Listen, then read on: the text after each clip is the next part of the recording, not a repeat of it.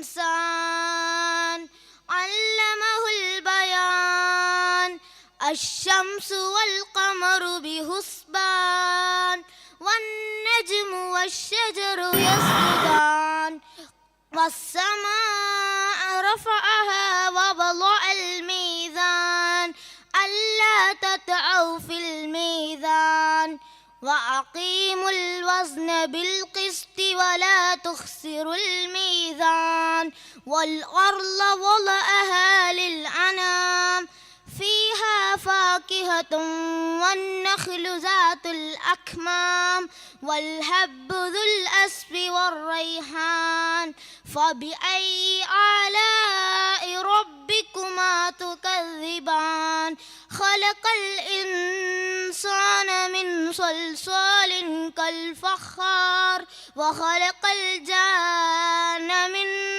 مارج من نار فبأي آلاء ربكما تكذبان السلام عليكم.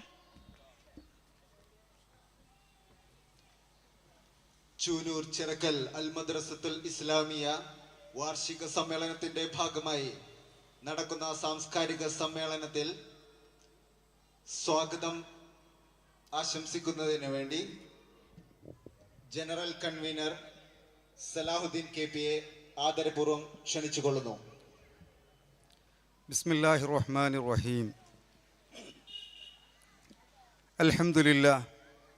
അൽഹംദുലില്ലാഹി വകഫാ വസ്സലാത്തു അലൻ നബിയിൽ മുസ്തഫ വഅലാ ആലിഹി വഅസ്ഹാബിഹിൽ മുർത്തള അമ്മാ ബഅദ്.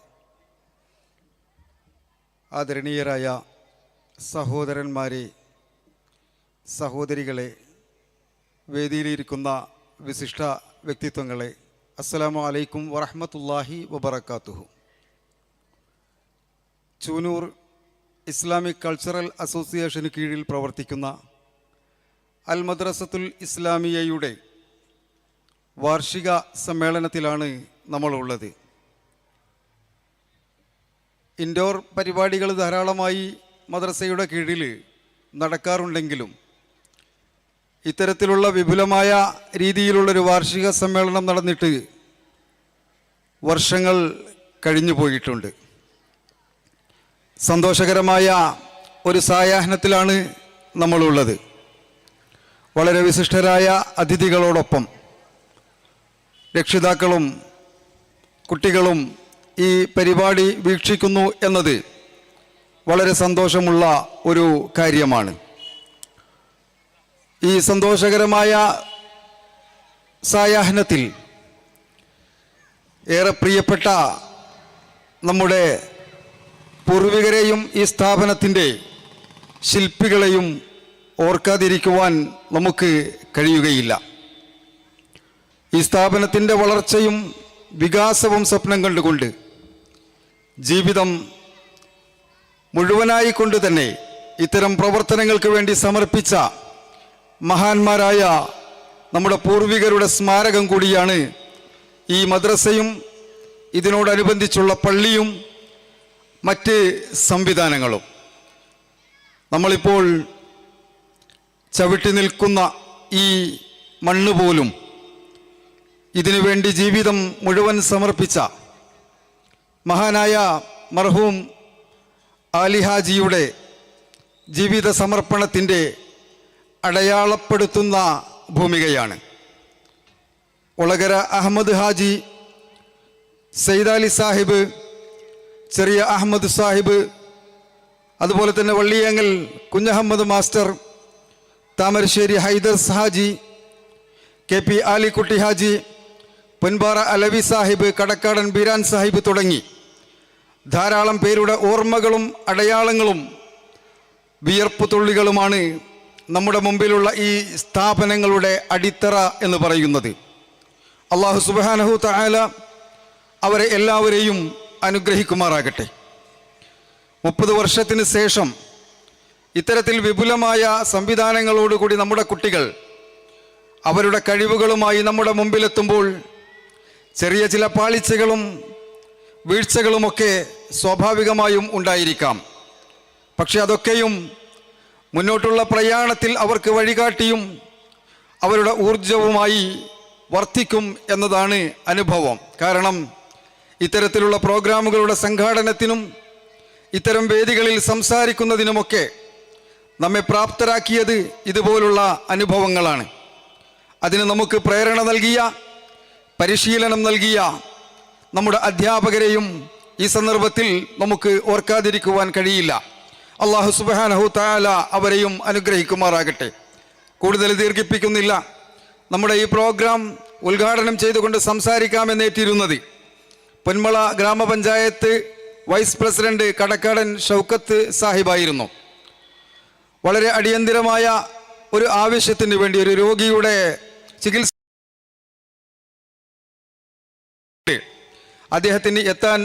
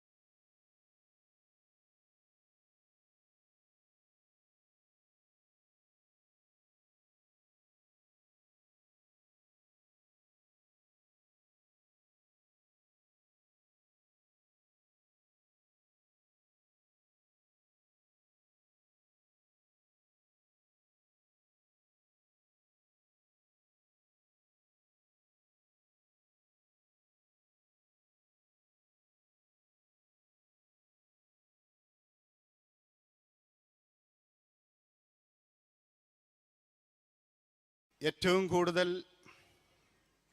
മയക്കുമരുന്നിന് അടിമകളായി ജനം മാറുമ്പോൾ തീർച്ചയായും ഇതുപോലുള്ള പരിപാടികൾ അതിനെതിരായിരിക്കും എന്നുള്ളത് യാതൊരു സംശയമില്ല.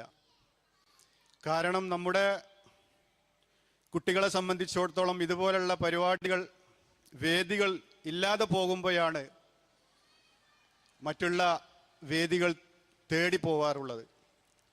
അതുകൊണ്ട് ആ ഒരു വിപത്തിനെ തടയുന്നതിന് ഈ പരിപാടിക്ക് സാധിക്കട്ടെ.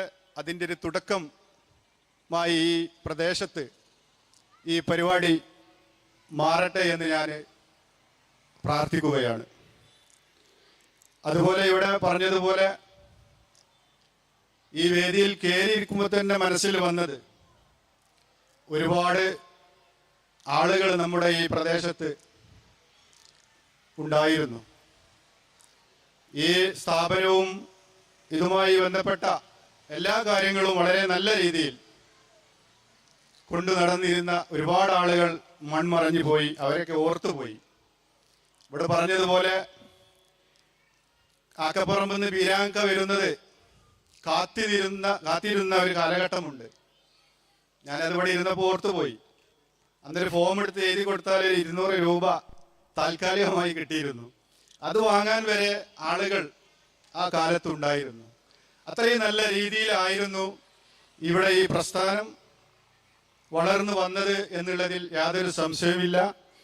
സ്വാഗത പ്രഭാഷണത്തിൽ പറഞ്ഞതുപോലെ വളരെ ത്യാഗത്തോടു കൂടിയാണ് ഈ സ്ഥാപനങ്ങളും ഈ സംഘടനയും ഇവിടെ ഇന്ന് പ്രവർത്തിച്ചു കൊണ്ടിരിക്കുന്നത്.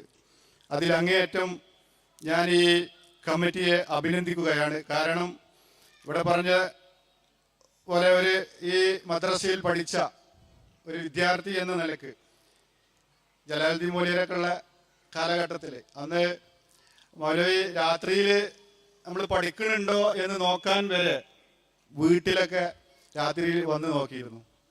അറിയാതെ വരും പഠിക്കണുണ്ടോ നോക്കാൻ. അത്രയും നല്ല രീതിയിലായിരുന്നു അന്നൊക്കെ പഠിപ്പിച്ചിരുന്നത്. ഇന്ന്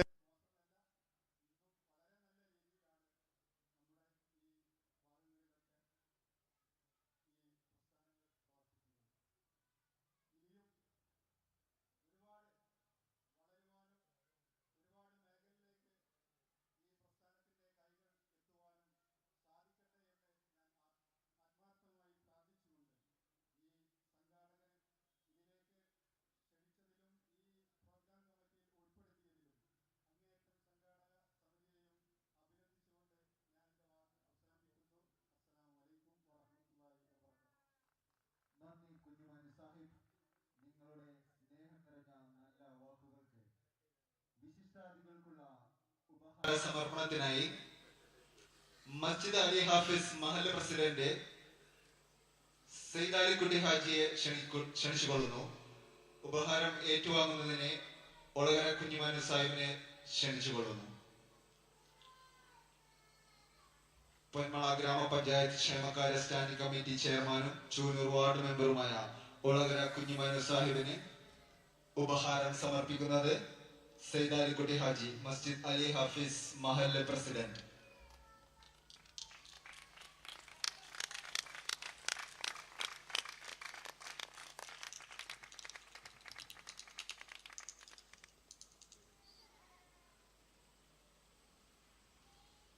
തുടർന്ന് ഉദ്ഘാടന പ്രസംഗം നിർവഹിക്കുന്നതിനായി ജമാഅത്തെ ഇസ്ലാമി മലപ്പുറം ജില്ലാ vice president P K Habeeb Jahan സാഹിബിനെ ആദരപൂർവ്വം ക്ഷണിക്കുന്നു. അസ്സലാമു അലൈക്കും വറഹ്മത്തുള്ളാഹി വബറകാതുഹു. അൽഹംദുലില്ലാഹി അല്ലദീ നിഅമതിഹി തത്തിമ്മു സ്വാലിഹാത്ത്. അല്ലാഹുമ്മ സ്വല്ലി വബാരിക് അലാ മുഹമ്മദ് വഅലാ ആലി മുഹമ്മദ് കമാ സ്വല്ലൈത വബാറക്ത അലാ ഇബ്രാഹീമ വഅലാ ആലി ഇബ്രാഹീം ഇന്നക ഹമീദും മജീദ്. ഈ പ്രബോധനമായ ഈ സമ്മേളനത്തിൽ അധ്യക്ഷത വഹിച്ചുകൊണ്ടിരിക്കുന്ന ബഹുമാനായ ഒളകര കുഞ്ഞിമാനു സാഹിബ്, എൻ്റെ ബഹുമാന സുഹൃത്തും ഇവിടെ മുഖ്യ പ്രഭാഷണം നടത്തുന്ന ബഹുമാനായ അബ്ബാസ് അലി പത്തപരിയം, സലാഹുദ്ദീൻ അയ്യൂബി, ഈ സ്ഥാപനത്തിൻ്റെയും നമ്മുടെ മഹല്ലിലെയും കാരണവന്മാരായിട്ടുള്ള എൻ്റെ ബഹുമാനരായ സഹോദരന്മാരെ, സഹോദരികളെ, സുഹൃത്തുക്കളെ, അല്ലാഹു സുബ്ഹാനഹു വ തആല നമ്മുടെ ഈ സംഗമത്തെ അനുഗ്രഹിക്കുമാറാവട്ടെ. ചൂനൂരിൽ ഈ ദീനീ സ്ഥാപനം വന്നിട്ട് 70 വർഷത്തിലധികമായി എന്നാണ് ഞാൻ മനസ്സിലാക്കുന്നത്. വലിയ ചരിത്രവും പാരമ്പര്യവുമുള്ള ഒട്ടേറെ കുഞ്ഞുങ്ങൾക്ക് ദീനിന്റെ അറിവും വിജ്ഞാനവും സംസ്കാരവും പരിശീലിച്ച് വളർത്തിയെടുത്തിട്ടുള്ള ഒരു മഹത്തായ സ്ഥാപനമാണ് അൽ മദ്രസത്തുൽ ഇസ്ലാമിയ ചൂനൂർ. മദ്രസകൾ ഒരു നാടിലെ മണ്ണിനോട് ഒട്ടിപ്പിടിക്കുന്ന അടിസ്ഥാന സ്ഥാപനമാണ് എന്ന് നമുക്കറിയാം. നമ്മുടെ നാട്ടിലെ ദീനീ മദാരിസുകൾ സമൂഹത്തിൽ വഹിക്കുന്ന പങ്ക് എന്ന് പറയുന്നത് മഹത്തരമായിട്ടുള്ള പങ്കാണ്. കുട്ടികളെ ധാർമ്മിക ശിക്ഷണത്തിലും ദീനീ സംസ്കാരത്തിലും ആദർശബോധത്തിലും ഊട്ടിയുറപ്പിക്കുന്നതിൽ നമ്മുടെ നാട്ടിലെ ദീനീ മദാരിസുകൾക്ക് വലിയ റോളാണ് ഉള്ളത് എന്ന് നമുക്കറിയാം. കുട്ടികളിൽ നന്മ വളർത്തി അവരുടെ വീട്ടിനും അവരുടെ നാട്ടിനും അവരുടെ രാജ്യത്തിനും ലോകത്തിനും ദുനിയാവിനും ആഖിറത്തിനും പറ്റുന്ന സ്വാലിഹീങ്ങളായിട്ടുള്ള മക്കളെ, വ്യക്തിത്വങ്ങളെ വളർത്തുക എന്നതാണ് മദ്രസകളുടെ സുപ്രധാനമായിട്ടുള്ള ദൗത്യമെന്ന് പറയുന്നത്. അൽഹംദുലില്ലാഹ്, കാലത്തിന് അനുയോജ്യമായ രീതിയിൽ നമ്മുടെ മദ്രസകളുടെ ദീനീ മദാരിസുകളുടെ സംവിധാനങ്ങളിലും പശ്ചാത്തല സൗകര്യങ്ങളിലും കരിക്കുലത്തിലും അധ്യാപന മെത്തഡോളജിയിലുമൊക്കെ തന്നെ വമ്പിച്ച മാറ്റങ്ങൾ വന്നിട്ടുണ്ട് എന്നുള്ളത് വളരെ പോസിറ്റീവായിട്ടുള്ള കാര്യമാണ്. എല്ലാ കാലത്തും സാമൂഹികമായ ജീവിതത്തിൽ ഒട്ടേറെ പ്രതിസന്ധികൾ ഉണ്ടാവാറുണ്ട്, സാമൂഹിക രോഗങ്ങൾ ഉണ്ടാവാറുണ്ട്. ലഹരി, കൊല, കൊള്ള, അഴിമതി, പലിശ, ചൂതാട്ടം തുടങ്ങിയിട്ടുള്ള ഒട്ടേറെ പ്രയാസങ്ങൾ, ഒട്ടേറെ പ്രതിസന്ധികൾ സമൂഹത്തിൽ ഉണ്ടാവാറുണ്ട്. ഇക്കാലത്തും അതിൻ്റേതായിട്ടുള്ള ഭവിഷ്യത്തുകളുണ്ട് എന്ന് നമുക്കറിയാം. മദ്യനിരാസ പ്രവണതകൾ നമ്മുടെ സമൂഹത്തിൽ, നമ്മുടെ കുട്ടികളിൽ വർദ്ധിച്ചുകൊണ്ടിരിക്കുകയാണ്. ലഹരിക്ക് അടിപ്പെടുന്നവരുടെ എണ്ണം വർദ്ധിച്ചുകൊണ്ടിരിക്കുന്നു. ലിബറൽ ചിന്താഗതികളുള്ള തലമുറ വല്ലാതെ വളർന്നുകൊണ്ടിരിക്കുന്നുണ്ട്. ഇതുപോലെ തന്നെ പല രീതിയിലുള്ള പ്രതിസന്ധികൾ നമ്മുടെ നാട്ടിലുണ്ട്. രാഷ്ട്രീയവും സാമൂഹികവുമായിട്ടുള്ള ക്രൈസിസുകൾ നമ്മുടെ നാട്ടിലുണ്ട്. ഇത്തരം പ്രതിസന്ധികളെ മറികടക്കാനുള്ള ശേഷി നമ്മുടെ കുട്ടികൾക്ക് ഉണ്ടാക്കിയെടുക്കേണ്ടതുണ്ട്. അതിൽ രക്ഷിതാക്കളും ദീനീ മദാരിസുകളിലെ അധ്യാപകരായിട്ടുള്ള ആളുകളും ശ്രദ്ധിക്കേണ്ടതായിട്ടുള്ള കാര്യം എന്ന് പറയുന്നത്, കുഞ്ഞുനാളിൽ തന്നെ കുട്ടികൾക്ക് സ്വന്തത്തെക്കുറിച്ചും കുടുംബത്തെക്കുറിച്ചും നാടിനെക്കുറിച്ചും രാജ്യത്തെക്കുറിച്ചും ദീനിനെക്കുറിച്ചും അവരുടെ ചുറ്റുപാടും അവർ അഭിമുഖീകരിച്ചു കൊണ്ടിരിക്കുന്ന പ്രതിസന്ധികളെക്കുറിച്ചുമുള്ള ധാരണകൾ മക്കൾക്ക് ഉണ്ടാക്കിക്കൊണ്ടിരിക്കണം. ഗസ ഇന്ന് അന്താരാഷ്ട്ര രംഗത്ത് ഇന്ന് ചർച്ച ചെയ്യപ്പെട്ടുകൊണ്ടിരിക്കുന്നൊരു ഭൂപ്രദേശമാണ്. നമ്മുടെ കുട്ടികൾക്ക് അതിനെക്കുറിച്ചുള്ള ബോധം ഉണ്ടാവണം. വർഗീയ ഫാസിസ്റ്റുകൾ, സംഘപരിവാർ ഇന്ന് നമ്മുടെ നാട്ടിൽ രാജ്യത്ത് നടപ്പിലാക്കിക്കൊണ്ടിരിക്കുന്ന മതനിരപേക്ഷ വിരുദ്ധവും ഭരണഘടനാ വിരുദ്ധവുമായിട്ടുള്ള കാര്യങ്ങളെക്കുറിച്ചുള്ള ബോധവും നമ്മുടെ കുട്ടികൾക്ക് ഉണ്ടാക്കി കൊടുക്കണം. നമ്മുടെ നാട്ടിൽ പ്രദേശത്ത് സ്വാധീനിച്ചുകൊണ്ടിരിക്കുന്ന ലിബറൽ ആശയങ്ങളെക്കുറിച്ച്, അതിൻ്റെ പ്രഗതി വിരുദ്ധമായ കാര്യങ്ങളെക്കുറിച്ച്, ലഹരി സമൂഹത്തെ സ്വാധീനിച്ചു കൊണ്ടിരിക്കുന്ന അതിൻ്റെ ഭവിഷ്യത്തുകളെക്കുറിച്ച്, നിരാസ പ്രവണതകളെക്കുറിച്ച്, അതിൻ്റെ ദുരന്തങ്ങളെക്കുറിച്ചൊക്കെയുള്ള ബോധങ്ങൾ പ്രായത്തിന് അനുയോജ്യമായ രീതിയിൽ നമ്മുടെ മക്കൾക്ക് ഉണ്ടാക്കിക്കൊടുക്കാൻ ബാധ്യസ്ഥരായിട്ടുള്ളവരാണ് നമ്മൾ. എന്തുകൊണ്ടാണ് നമ്മുടെ കുട്ടികൾ മദ്രസകളിൽ നിന്നൊക്കെ പഠിച്ചിട്ടുള്ള കുട്ടികൾ ലഹരിയിലേക്ക് പോകുന്നു, അധാർമിക പ്രവണതകളിലേക്ക് പോകുന്നു, അല്ലെങ്കിൽ മതനിരാസത്തിലേക്കും ലിബറൽ ചിന്താഗതികളിലേക്ക് പോകുന്നു എന്ന് പറഞ്ഞാൽ അതിൻ്റെ പ്രധാനപ്പെട്ട കാരണം എന്ന് പറയുന്നത്, നമ്മുടെ മക്കൾക്ക് അതിനെക്കുറിച്ചുള്ള കാഴ്ചപ്പാടുകൾ രൂപപ്പെടുത്തിയെടുക്കുന്നതിൽ പരാജയപ്പെടുമ്പോൾ, രക്ഷിതാക്കൾ പരാജയപ്പെടുമ്പോൾ, അധ്യാപകർ പരാജയപ്പെടുമ്പോഴാണ് മക്കൾ അങ്ങനെയുള്ള ദലാലത്തിൻ്റെ വഴികേടിൻ്റെ മാർഗങ്ങളിലേക്ക് പോകുന്നത് എന്ന് തിരിച്ചറിയേണ്ട ഏറ്റവും ആദ്യത്തെ സന്ദർഭമാണ് എന്ന് നാം മനസ്സിലാക്കുക. നമ്മുടെ രാജ്യത്ത് ഓരോ വർഷവും 1.80 കോടി, അതായത് 1,80,00,000 പുതിയ ലഹരി ഉപയോഗിക്കുന്നവരുടെ എണ്ണമാണ് വർദ്ധിച്ചുകൊണ്ടിരിക്കുന്നത്. 1,80,00,000 എണ്ണം നമ്മുടെ രാജ്യത്ത് ഓരോ വർഷവും ലഹരി ഉപയോഗിക്കുന്നവരുടെ എണ്ണം വർദ്ധിച്ചുകൊണ്ടിരിക്കുന്നു. നമ്മുടെ രാജ്യത്ത് ഏറ്റവും കൂടുതൽ സമ്പത്ത് ചെലവഴിക്കപ്പെടുന്നത് അത് പെട്രോൾ, ഡീസൽ, അത് നമ്മുടെ അതുമായി ബന്ധപ്പെട്ട മേഖലയിലാണ്. രണ്ടാമത്തേത് നമ്മുടെ പ്രതിരോധ മേഖലയിലാണ്. മൂന്നാമതായി നമ്മുടെ രാജ്യത്ത് ഏറ്റവും കൂടുതൽ പണം ചെലവഴിക്കപ്പെടുന്നത് ലഹരിയുടെ മേഖലയിലാണ് എന്നാണ് ഒരു സർവേ റിപ്പോർട്ട് നമുക്ക് പറഞ്ഞുകൊണ്ടിരിക്കുന്നത്. ഭക്ഷണത്തിനല്ല, വെള്ളത്തിനല്ല, വിദ്യാഭ്യാസത്തിനല്ല, അടിസ്ഥാന സൗകര്യങ്ങൾക്കല്ല, മറിച്ച് ഒരു സമൂഹത്തെ തന്നെ വലിയ ദുരന്തത്തിലേക്ക് വലിച്ചിഴക്കടപ്പെടുന്ന ലഹരിയിലേക്കാണ് ഏറ്റവും കൂടുതൽ പണം നാം നീക്കിവെക്കപ്പെടുന്നത് എന്നാണ് സർവേ റിപ്പോർട്ടുകൾ പറഞ്ഞുകൊണ്ടിരിക്കുന്നത്. ഇതിൻ്റെ ഒരു ഭീതിജനകമായിട്ടുള്ള അവസ്ഥകളെക്കുറിച്ച് നാം തിരിച്ചറിയേണ്ടതായിട്ടുണ്ട്. ഞാൻ കൂടുതലായിട്ട് സംസാരിക്കല്ല. പ്രമുഖരായിട്ടുള്ള പണ്ഡിതന്മാർ പറഞ്ഞിട്ടുണ്ട്, അൽലിഫ്ലു ഫി സിഗ്രി കന്നഖ്ശി ഫിൽ ഹജ്രി എന്ന്.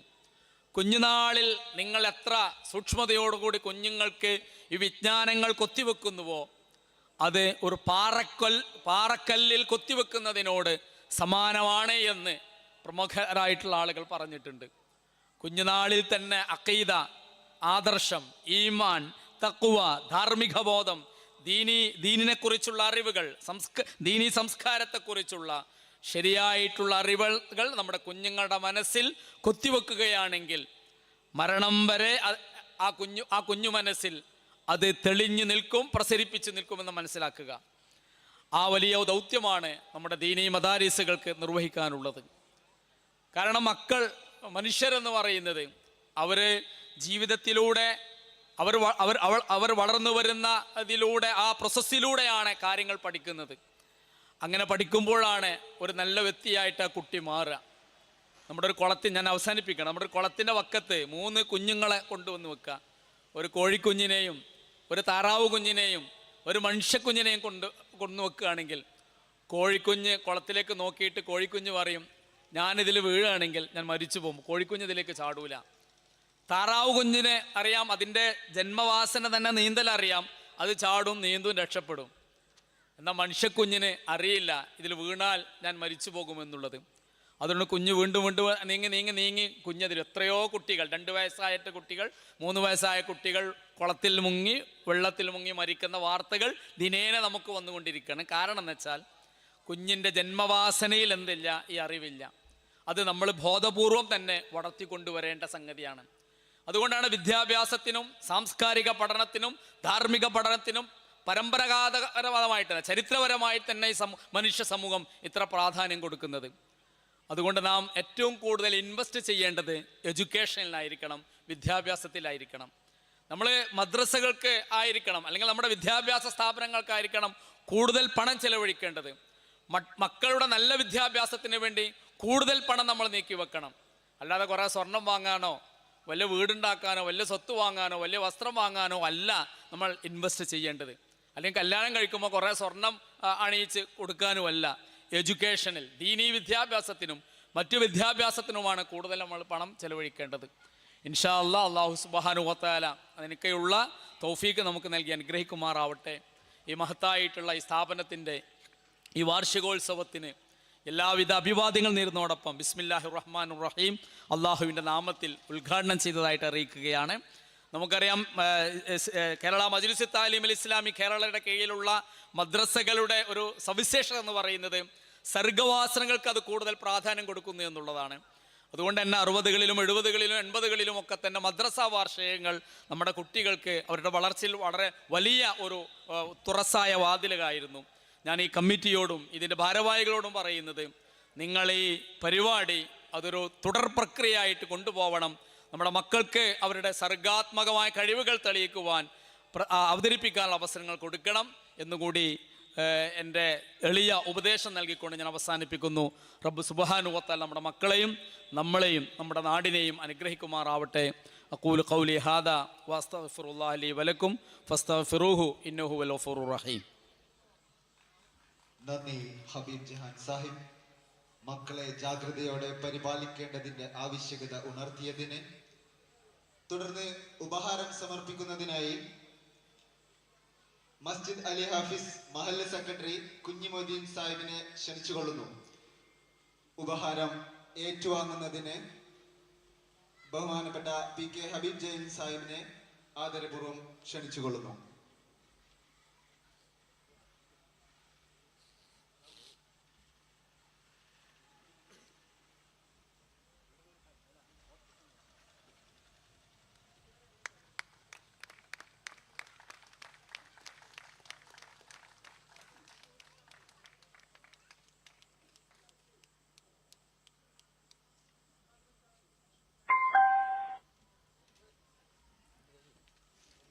തുടർന്ന് മുഖ്യപ്രഭാഷണം നിർവഹിക്കുന്നതിനായി പ്രമുഖ മോട്ടിവേറ്ററും സിനി ആർട്ടിസ്റ്റും ഫാമിലി ട്രെയിനറുമായ അബ്ബാസ് അലി പത്തപ്പെരിയത്തിനെ ആദരപൂർവ്വം ക്ഷണിച്ചുകൊള്ളുന്നു.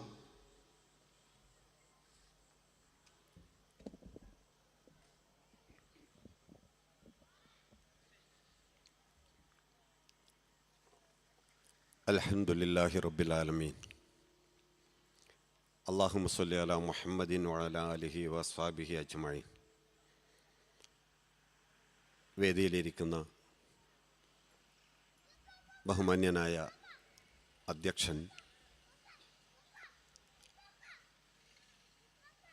ഈ വാർഷിക സംഗമത്തിൻ്റെ ഔപചാരികമായ ഉദ്ഘാടന കർമ്മം നിർവഹിച്ച ജമാഅത്തെ ഇസ്ലാമി മലപ്പുറം ജില്ലാ വൈസ് പ്രസിഡന്റ് ബഹുമാന്യനായ ഹബീബ് ജഹാൻ സാഹിബ്, ഈ മസ്ജിദ് മദ്രസ സമുച്ചയങ്ങളുടെ രക്ഷകർത്താക്കളും ഇതിൻ്റെ ഭാരവാഹികളുമായിട്ടുള്ള വേദിയിലിരിക്കുന്ന ബഹുമാന്യരായ കാരണവന്മാരെ, രക്ഷിതാക്കളെ, ഈ പരിപാടിയിൽ സംബന്ധിച്ചു കൊണ്ടിരിക്കുന്ന ബഹുമാന്യരായ രക്ഷിതാക്കളെ, സഹോദരങ്ങളെ, സഹോദരിമാരെ, കുട്ടികളെ, അസ്സലാമു അലൈക്കും വറഹ്മത്തുള്ളാഹി വബറകാതുഹു. ഉദ്ഘാടകൻ സൂചിപ്പിച്ചതിൻ്റെ മറ്റൊരു വേർഷനാണ് ഞാൻ പറഞ്ഞു തുടങ്ങുന്നത്. മദ്രസ വിദ്യാഭ്യാസം എന്നൊക്കെ കേൾക്കുമ്പോൾ പലപ്പോഴും അതിൻ്റെ പരമ്പരാഗതമായ നടത്തിപ്പ് രീതി, അത് സംബന്ധിച്ചൊരു തമാശയാണ് എനിക്ക് ഓർമ്മ വരുന്നത്. ഈ മദ്രസയെ പറ്റിയല്ല ഞാനീ പറയുന്നത്. ഇവിടെ വന്നിട്ട് ഞങ്ങളെ പറ്റി കുറ്റം പറയാമെന്ന് തോന്നണ്ട. പണ്ട്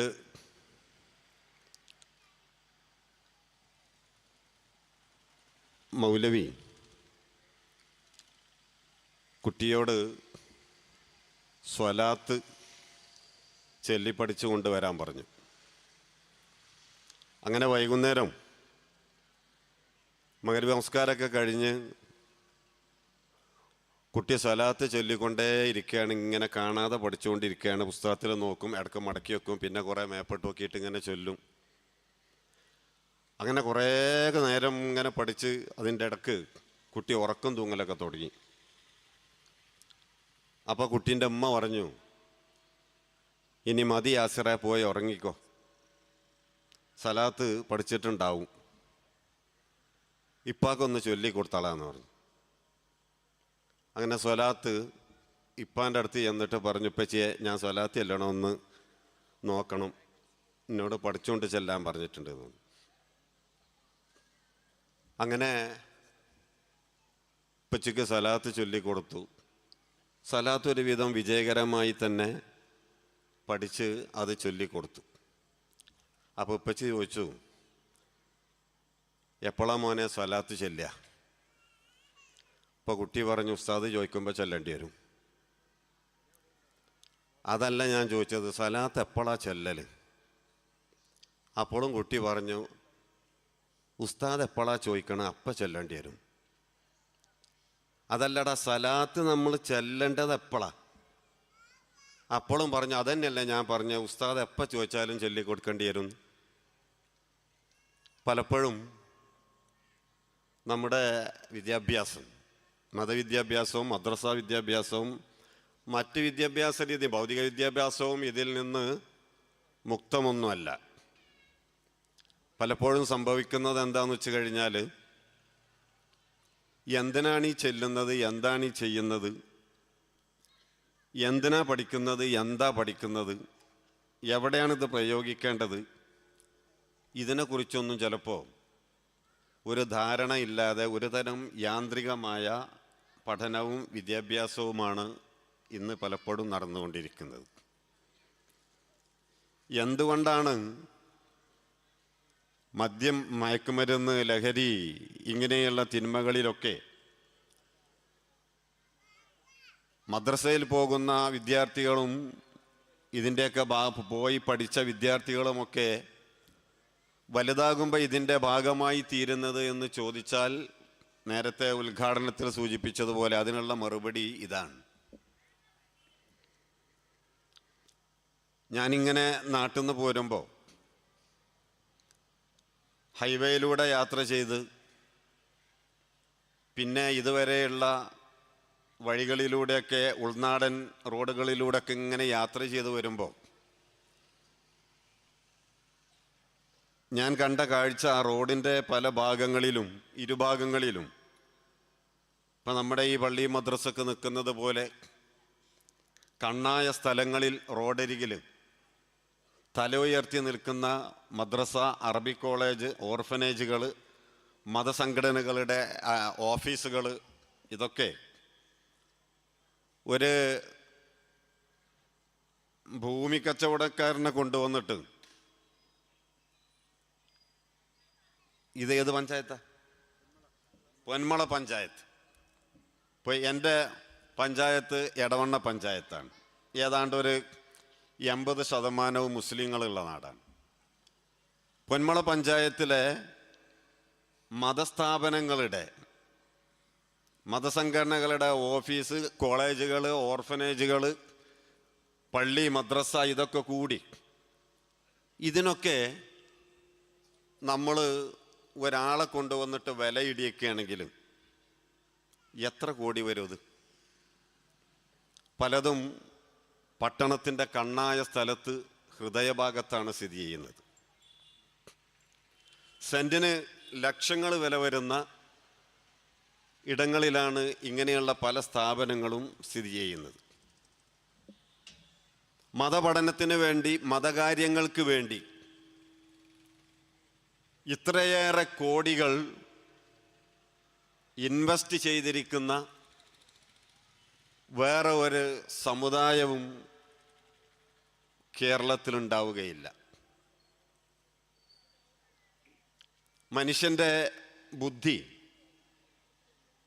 ഏറ്റവും സജീവമായിട്ട് പ്രവർത്തിക്കുന്ന ടൈം ഉണർന്നു കഴിഞ്ഞാലുള്ള ആദ്യത്തെ 2-3 മണിക്കൂറുകളാണ്. ഈ ഒരു ദിവസത്തെ ഉണർച്ചയ്ക്ക് ശേഷമുള്ള ആദ്യത്തെ ഏറ്റവും ഫ്രൂട്ട്ഫുള്ളായിട്ടുള്ള ടൈം 1.5 മണിക്കൂറോ 2 മണിക്കൂറോ ഒക്കെ സമയം മതപഠനത്തിന് വേണ്ടി ചിലവഴിക്കുന്ന ഒരു സമുദായവും കേരളത്തിലെ മുസ്ലിങ്ങളല്ലാതെ വേറെയില്ല. എന്നിട്ടും എന്തുകൊണ്ട് ഇന്ന് നമ്മൾ അറിയേണ്ടി വരുന്ന, വായിക്കേണ്ടി വരുന്ന, കേൾക്കേണ്ടി വരുന്ന വർത്തമാനങ്ങളും വാർത്തകളും കേൾക്കേണ്ടി വരുന്നു എന്ന് ചോദിച്ചാൽ, ഇതൊക്കെ എവിടെയോ ലക്ഷ്യം കാണാതെ പോകുന്നുണ്ടോ എന്ന് നമ്മുടെ പരമ്പരാഗത മതവിദ്യാഭ്യാസ സമ്പ്രദായങ്ങളെ കുറിച്ച് ചിന്തിക്കുമ്പോൾ നമുക്ക് തോന്നിപ്പോകും. ഇവിടെയാണ് നേരത്തെ സൂചിപ്പിച്ചതുപോലെ സ്വദേശമായിട്ടുള്ള പഠന രീതികളും അതുപോലെ തന്നെ പുതിയ മനഃശാസ്ത്രപരമായ സമീപന രീതികളൊക്കെ ഉൾക്കൊണ്ടുകൊണ്ടുള്ള മതപഠന രീതികളും അതിനുവേണ്ട വിദ്യാഭ്യാസ ചട്ടക്കൂടുകളുമൊക്കെ രൂപപ്പെടേണ്ട കാര്യം. ഇതേപോലെ ഒരു മദ്രസയുടെ വാർഷികത്തിന് ചെന്നപ്പോൾ ഞാൻ അവരോട് ചോദിച്ചു, നിങ്ങൾക്കൊരു സ്മാർട്ട് റൂം ഉണ്ടോ? അപ്പോൾ സംഘാടകർ പറഞ്ഞു, സ്മാർട്ട് റൂമൊന്നും ഇവിടെ അല്ല, അല്ലെങ്കിൽ ഇപ്പോൾ 1.5 മണിക്കൂർ മദ്രസ പഠിപ്പിക്കാൻ സലാത്തും കുറച്ച് ഇഫുലും കുറച്ച് നമസ്കാരത്തിൻ്റെ ഷർത്തും ഫർളും കുറച്ച് ഫിഖും അഖ്ലാഖൊക്കെ പഠിക്കാൻ ഇപ്പം എന്തിനാ സ്മാർട്ട് ക്ലാസ് റൂം? അതൊക്കെ സയൻസും സോഷ്യലീസും മാത്സും ഒക്കെ പഠിക്കാനല്ലേ. ഇതിനിപ്പോൾ അതിൻ്റെ ആവശ്യമൊന്നുമില്ല, ഞങ്ങളങ്ങനെ ചൊല്ലിക്കൊടുത്താൽ പോരെ, കുട്ടികളങ്ങനെ കേട്ടാൽ പോരാ. അള്ളാഹുവിൻ്റെ ദീന് പഠിക്കാനാണ് ഏറ്റവും വലിയ സംവിധാനങ്ങൾ ആവശ്യമുള്ളത്. ആദർശവും ജീവിത മര്യാദകളും പഠിക്കാനാണ് ഏറ്റവും വലിയ സമ്പ്രദായങ്ങളും ഏറ്റവും വലിയ സംവിധാനങ്ങളും സാങ്കേതിക വിദ്യയും ആവശ്യമുള്ളത്. അങ്ങനെ പഠിപ്പിക്കുമ്പോൾ അത് നെഞ്ചിനകത്തുണ്ടാകും. ഈ ജമാഅത്തെ ഇസ്ലാമി നടത്തുന്ന മദ്രസയിൽ പാഠപുസ്തകം അനുസരിച്ചാണ് ഞാൻ എൻ്റെ മോനെ 3-ാം ക്ലാസ് മുതൽ 7-ാം ക്ലാസ് വരെ മദ്രസ പഠിപ്പിച്ചത്. വീട്ടിൽ നിന്ന് 1 കിലോമീറ്റർ പോകണം മദ്രസയിലേക്ക്. 8:45 സ്കൂളിലേക്കുള്ള ബസ് വരും. ആകെ കൂട്ടിക്കഴിച്ച് നോക്കിയാൽ ഞാൻ 2 പോക്കും പോകും വേണം, പിന്നെ ആകെ 1 മണിക്കൂറിൻ്റെ താഴെ മദ്രസക്കുള്ള സമയം കിട്ടുള്ളൂ. അപ്പം എനിക്ക് തോന്നിയതൊരു നഷ്ടക്കച്ചവടമാണ്. അങ്ങനെ ഞാൻ മജ്‌ലിസിൻ്റെ ടെക്സ്റ്റ് ബുക്ക് വാങ്ങിയിട്ട് 3-ാം ക്ലാസ് മുതൽ 7-ാം ക്ലാസ് വരെ ഞാൻ എൻ്റെ മോനെ വീട്ടിലിരുത്തി മദ്രസ പഠിപ്പിച്ചു. അപ്പം എനിക്ക് വളരെ ആകർഷകമായി തോന്നിയ ഒരു കാര്യം, ഖുർആൻ പഠനവുമായിട്ട് ബന്ധപ്പെട്ടുള്ള പാഠഭാഗത്തിൽ ഒരിടത്ത് ഒരു അസൈൻമെൻറ്റ് കൊടുത്തിട്ടുണ്ട്. അതിൽ ആ അസൈൻമെൻറ്റ് എന്താണെന്ന് ചോദിച്ചാൽ, നിങ്ങളുടെ ചുറ്റുഭാഗത്തുള്ള ആളുകൾ, നിങ്ങൾക്ക് പരിചയമുള്ളവർ, മുതിർന്നവർ ഖുർആൻ പഠിക്കുന്നത് എങ്ങനെയാണ് എന്ന് അന്വേഷിച്ച് കണ്ടെത്തുക എന്നാണ്. അങ്ങനെ ഞാൻ എൻ്റെ മോനോട് പറഞ്ഞു, ഇത് അന്വേഷിച്ച് കണ്ടെത്തണം. ഇപ്പം ഇവൻ എന്നോട് പറഞ്ഞു, ഞാൻ എങ്ങനെ അന്വേഷിക്കപ്പച്ചേ? ഞാൻ ഫോൺ എടുത്തിട്ട് എൻ്റെ ബന്ധത്തിലും എൻ്റെ പരിചയത്തിലും പെട്ട വ്യത്യസ്തമായ മേഖലകളിലുള്ള 4-5 ആളുകളുടെ നമ്പർ അവന് ഡയൽ ചെയ്ത് കൊടുത്തു. എന്നിട്ട് ഞാൻ അവനോട് പറഞ്ഞു, ഇവരോടൊക്കെ ഈ കാര്യങ്ങൾ ചോദിക്കുക. എപ്പോഴാണ് അവർ ഖുർആൻ പഠിക്കുന്നത്? എത്രയാണ് ഒരു ദിവസം പഠിക്കുന്നത്, ഓതുന്നത്? ഏത് തഫ്സീറുകളാണ് അവർ മുമ്പിൽ വെക്കുന്നത്? ഏത് തഫ്സീറൊക്കെയാണ്, അവരുടെ പരിഭാഷകളൊക്കെയാണ് അവരുടെ വീട്ടിലുള്ളത്? ഇപ്പോൾ അവർ ഏത് പരിഭാഷയാണ് വായിച്ചു കൊണ്ടിരിക്കുന്നത്?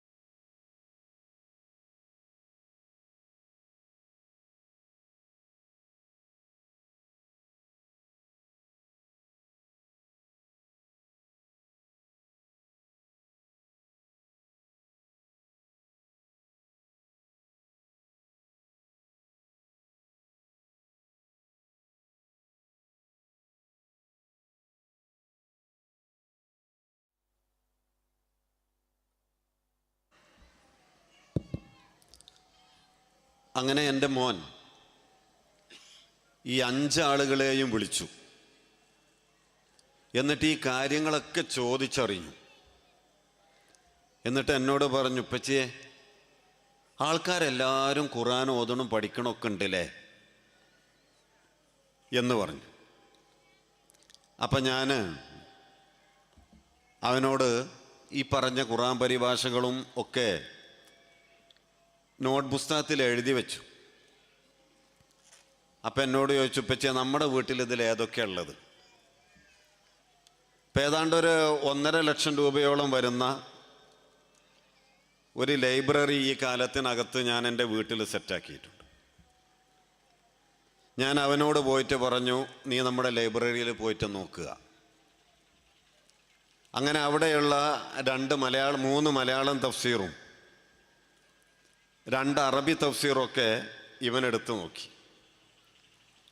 അങ്ങനെ അനുഭവത്തിൽ നിന്ന്, അന്വേഷണത്തിൽ നിന്ന്, നിരീക്ഷണത്തിൽ നിന്ന് ഈ വിശുദ്ധ ഖുർആൻ്റെ വായനയും പഠനവും ആളുകൾക്ക്, വിശ്വാസികൾക്ക് അതുമായിട്ടുള്ള ബന്ധവുമൊക്കെ അവന് മനസ്സിലാക്കാൻ സാധിച്ചു.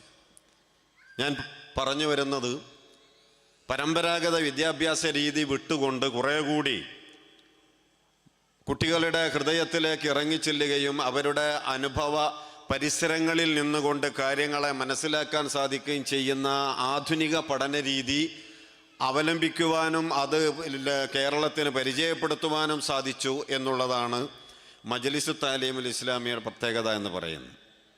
ഞാനിത് പറഞ്ഞത് സാന്ദർഭികമായി പറഞ്ഞു എന്നേ ഉള്ളൂ. ഭൗതിക വിദ്യാഭ്യാസത്തിൻ്റെ അവസ്ഥ ഇതിനേക്കാളും കഷ്ടമാണ്. ഭൗതിക വിദ്യാഭ്യാസത്തിൻ്റെ അവസ്ഥ തത്തമ്മേ പൂച്ച. എന്തെങ്കിലുമൊക്കെ പഠിക്കുക, എന്നിട്ട് പരീക്ഷയ്ക്ക് വേണ്ടി തയ്യാറാവുക. പരീക്ഷാ പേപ്പർ മുമ്പിൽ എത്തിക്കഴിഞ്ഞാൽ ആ പരീക്ഷാ പേപ്പറിലേക്ക് അറിവിൻ്റെ ടോയ്ലറ്റിങ് നടത്തുക. ആ അറിവ് ടോയ്ലറ്റ് നടത്തുന്നത് പിന്നെ ടോയ്ലറ്റ് നടത്തി വെച്ച അറിവിനെ ഉദ്യോഗസ്ഥന്മാർ അതിനെ പരിശോധിച്ച് നോക്കുക, ടെസ്റ്റ് നടത്തുക, എന്നിട്ടൊരു മാർക്കിടുക. മാർക്കിൻ്റെ അടിസ്ഥാനത്തിൽ വിജയികളായി പ്രഖ്യാപിക്കുക, സർട്ടിഫിക്കറ്റ് കൊടുക്കുക. അങ്ങനെ യാന്ത്രികമായ അറിവ് മനുഷ്യത്വവുമായിട്ടും അതുപോലെ തന്നെ സംസ്കാരവുമായിട്ടുമൊന്നും കാര്യമായ ബന്ധമൊന്നുമില്ലാത്ത അറിവിനെ പേപ്പറിലേക്ക് ടോയ്ലറ്റ് നടത്തി വെച്ച് അത് ടെസ്റ്റ് ചെയ്ത് നോക്കിയിട്ട് അതിൽ കിട്ടുന്ന എന്തെങ്കിലും കഴമ്പ് അതിന് മാർക്കിട്ട് കൊടുത്ത് ആ സർട്ടിഫിക്കറ്റിൻ്റെ അടിസ്ഥാനത്തിൽ ഉന്നത സ്ഥാനങ്ങളിൽ എത്തിച്ചേരുന്ന നമ്മുടെ ഈ ഒരു ഉദ്യോഗസ്ഥ എക്സിക്യൂട്ടീവ് ആ ഒരു മേഖല അവരിന്ന് നടത്തിക്കൊണ്ടിരിക്കുന്നത് എന്തൊക്കെയാണ്, നമ്മൾ അനുഭവിച്ചു കൊണ്ടിരിക്കുന്ന ദുരിതങ്ങൾ എന്തൊക്കെയാണ് എന്ന് നമ്മൾ അറിയുന്നുണ്ട്. അല്ലെങ്കിലും നമ്മൾ ആലോചിച്ച് നോക്കുക, യഥാർത്ഥത്തിൽ നമ്മുടെ ഭൗതിക വിദ്യാഭ്യാസം, ഞാനതിൻ്റെ കുറ്റം പറയുന്ന ആളൊന്നുമല്ല, ഭൗതിക വിദ്യാഭ്യാസത്തിൻ്റെ സർട്ടിഫിക്കറ്റ് കൊണ്ട് 32 കൊല്ലം അധ്യാപനം നടത്തുകയും 1 വർഷം ഒരു സ്കൂളിൻ്റെ മേധാവിയായിട്ട് ജോലി ചെയ്യുകയും അങ്ങനെ പിരിഞ്ഞ് ഇന്ന് അതിൻ്റെ പെൻഷൻ വാങ്ങുകയും ചെയ്യുന്ന ആളാണ് ഞാൻ. അതുകൊണ്ടൊക്കെ കഴിഞ്ഞിറങ്ങിയപ്പോൾ ഭൗതിക വിദ്യാഭ്യാസത്തിൻ്റെ കുറ്റം പറയാൻ നടക്കാലേ എന്ന് തോന്നണ്ട. അതിന് ഗുണങ്ങളുണ്ട്, അതിന് മെച്ചങ്ങളുണ്ട്, അതുകൊണ്ട് കുറേ നേട്ടങ്ങളും കാര്യങ്ങളൊക്കെ ഉണ്ട്. അതോടൊപ്പം പലപ്പോഴും അർത്ഥമില്ലാത്തതായി പോകുന്നു, ജീവിത ഗന്ധിയല്ലാതായി തീരുന്നു എന്നുള്ളതാണ് മനുഷ്യൻ്റെ ജീവിതം. അതുകൊണ്ടാണല്ലോ 10-18 കൊല്ലം അല്ല 10-20 കൊല്ലം PG വരെ നമ്മുടെ ക്യാമ്പസുകളിൽ പഠിച്ച ഒരു കുട്ടിക്ക് ഇന്നും അറിഞ്ഞുകൂടല്ലോ റോഡ് സൈഡിലേക്ക് മാലിന്യങ്ങൾ വലിച്ചെറിയാൻ പാടില്ല എന്ന്. വെസ്റ്റേൺ കൺട്രീസിലും അതുപോലെ തന്നെ ഗൾഫ് രാജ്യങ്ങളിലൊക്കെ നമ്മൾ പോയി നോക്ക്, ഇങ്ങനെയുള്ള മാലിന്യങ്ങൾ നമ്മളെ നാട്ടിൽ ഇവിടെ നിന്ന് അങ്ങോട്ട് കോട്ടക്കല മുതൽ പെരിന്തൽമണ്ണ വരെ നിങ്ങൾ യാത്ര ചെയ്ത് കഴിഞ്ഞാൽ, നിങ്ങളെ ഈ നാട്ടുമ്പുറത്ത് കൂടെയൊക്കെ യാത്ര ചെയ്ത് കഴിഞ്ഞാൽ ഫ്രൂട്ടിയുടെയും മാംഗോയുടെയും ഒക്കെ ചെറിയ 10 രൂപയുടെ ബോട്ടിൽ ഇങ്ങനെ വണ്ടിമേ ഇരുന്നിട്ട് ഒറ്റ കൈ കൊണ്ട് ഡ്രൈവും ചെയ്ത് മറ്റേ കൈ കൊണ്ട് ബോട്ടിലും കുടിച്ച് എവിടെയാണോ അവസാനത്തെ മുറുക്ക് വെള്ളം തീരുന്നത് അത് അവിടെ റോട്ടിലേക്ക് വലിച്ചെറിയുന്ന സംസ്കാരം 25-കാരനും 35-കാരനും വിദ്യാസമ്പന്നനായ മനുഷ്യർക്കുണ്ടായത് എന്തുകൊണ്ട് എന്ന് ചോദിച്ചു കഴിഞ്ഞാൽ പരിസ്ഥിതിയെ ഓരോ ജൂൺ 5-ലും പരിസ്ഥിതി ആഘോഷിക്കുന്ന മലയാളിക്ക് എന്താണ് ഈ സന്ദേശം, എന്താണ് ഈ പറയുന്നത്, എന്തിനാണ് ഈ പറയുന്നത് എന്നിട്ട് അറിഞ്ഞും കൂടാ. ജൂൺ 5-ാം തീയതി പരിസ്ഥിതി ദിനത്തിൽ കുറേ മരത്തൈകൾ കൊണ്ടേറ്റ് നട്ടുപിടിപ്പിക്കും. ഒക്ടോബർ 31 അല്ലേ ഗാന്ധി ജയന്തി ഒക്ടോബർ 31-ാം തീയതി ശുദ്ധീകരണം ഉണ്ടാകും, റോഡ് സൈഡ് വൃത്തിയാക്കൽ. അന്ന് ഈ ജൂണിൽ നട്ടുപിടിപ്പിച്ച പിന്നെ തൈകളൊക്കെ കൊണ്ടുപോയിട്ട് ശുദ്ധീകരണ പ്രവർത്തനം നടത്തുന്ന ആളുകൾ, റോഡ് സൈഡ് ശുദ്ധീകരിക്കുന്ന ആൾക്കാർ അതൊക്കെ വെട്ടി വൃത്തിയാക്കുകയും ചെയ്തു. ഈ കണ്ട കാലം വരെ റോഡ് സൈഡിൽ ഇക്കണ്ട മരങ്ങളൊക്കെ ജൂൺ 5-ന് നട്ടത് അതൊക്കെ കൂടി ഈ നാട്ടിലുണ്ടാകുകയാണെങ്കിൽ കേരളം എന്നോ ആമസോണിനേക്കാളും വലിയ ഫോറസ്റ്റായി മാറിയിട്ടുണ്ടാകും. ഇല്ലല്ലോ, കാണാനില്ലല്ലോ. എന്താ സംഭവം? ഈ രണ്ടും എന്തിനാ ചെയ്യുന്നത്, എന്താ ചെയ്യുന്നതെന്ന് അറിയുന്നില്ല. 10-25 കൊല്ലം കലാലയങ്ങൾ പഠിച്ചിട്ട് അവസാനം ഡ്രൈവിംഗ് ലൈസൻസ് കയ്യിലാക്കിയിട്ട് ഡ്രൈവർ നല്ല ഒരു ഗുണമേന്മയുള്ള ഒരു നല്ല ഡ്രൈവർ എന്തായിരിക്കണം, സംസ്കാരമുള്ള, മനുഷ്യത്വമുള്ള, സദാചാര ബോധമുള്ള, സാമൂഹ്യ ബോധമുള്ള ഒരു ഡ്രൈവർ എന്തായിരിക്കണമെന്ന് റോഡിൽ നമ്മളുടെ മക്കൾക്ക് കാഴ്ചവെക്കാൻ കഴിയാത്തത് എന്തുകൊണ്ടാണ്? ട്രാഫിക് നിയമങ്ങൾ പാലിക്കണമെന്ന് അറിയാത്ത ഒരു വിദ്യാഭ്യാസം. ആ വിദ്യാഭ്യാസം കൊണ്ട് അവൻ എന്ത് നേടിയിട്ടും കാര്യമല്ല. പലപ്പോഴും പഠിച്ചതൊക്കെ വെറുതെ ആയിരുന്നോ എന്ന് തോന്നിപ്പോകാറുണ്ട്. ഞാൻ മാത്സിൽ വളരെ ബാക്കിലായിരുന്നു എന്നിട്ടും ഞാനൊരു അധ്യാപകനായി എന്നുള്ളതാണ്, അത് വേറെ. അങ്ങനെ 10-ാം ക്ലാസ്സിലോ 9-ാം ക്ലാസ്സിലൊക്കെ പഠിച്ചുകൊണ്ടിരിക്കുമ്പോൾ ഇന്നും റൈച്ചൽ ടീച്ചറുടെ അടി പേടിച്ചിട്ട് ഞാൻ പഠിച്ച 2-3 ഇക്വേഷൻ ഉണ്ടായിരുന്നു. A+B² A-B². അന്ന് പഠിച്ചു. പരീക്ഷയ്ക്ക് ഓപ്ഷൻ പിന്നെ ഒബ്ജക്റ്റീവ് ടൈപ്പ് ചോദ്യം വന്നിട്ടുണ്ടെങ്കിൽ അന്ന്, അല്ലെങ്കിൽ അത് ആ സോൾവ് ചെയ്യാൻ വേണ്ടി ആവശ്യപ്പെട്ടിട്ടുണ്ടെങ്കിൽ 1 മാർക്കോ 2 മാർക്കോ എനിക്ക് കിട്ടിയിട്ടുണ്ടാകും. ആ A+B² കൊണ്ടും A-B² കൊണ്ടും പിന്നീട് ജീവിതത്തിൽ ഉപകാരം കിട്ടി ആരെങ്കിലും നിങ്ങളെ കൂട്ടത്തിലുണ്ടോ? സാധ്യത വളരെ കുറവാണ്. മാഷായിരുന്ന എനിക്ക് പോലും പിന്നീട് ജീവിതത്തിൽ അതുകൊണ്ട് ഒരു ഉപകാരവും കിട്ടിയിട്ടില്ല. ഐൻസ്റ്റീൻ്റെ ഇക്വേഷൻ നമ്മൾ പഠിച്ചിരുന്നു, E=mc². എന്തിനാണ് ആ പഠിച്ചത്, എന്തായിരുന്നു പഠിച്ചത് എന്ന് നമുക്ക് ഓർമ്മയില്ല. കുമാരനാശാൻ്റെ കവിതയിൽ, മലയാള കവിതയിൽ 3ാം ക്ലാസ്സിൽ പഠിച്ചതാണ്. കുതുകുലത്തോടൊരു കുട്ടിമാനായി കൂത്താടിയാലും മതിയായിരുന്നു. അന്ന് എനിക്കും ഇന്നും ഞാൻ അതിൻ്റെ തമാശ ഓർത്തിട്ട് ചിരിക്കാറുണ്ട്. കുതുകുലത്തോടൊരു കുട്ടിമാൻ. അപ്പം എൻ്റെ അയലോക്കത്തൊരു കുട്ടിമാനുണ്ട്. ഓനെ കുട്ടിമാനെ എന്നാണ് വിളിക്കൽ. ഞാൻ വിചാരിച്ചിരുന്ന ഈ കവിതയിൽ പറയണത് ബനാണെന്നാ.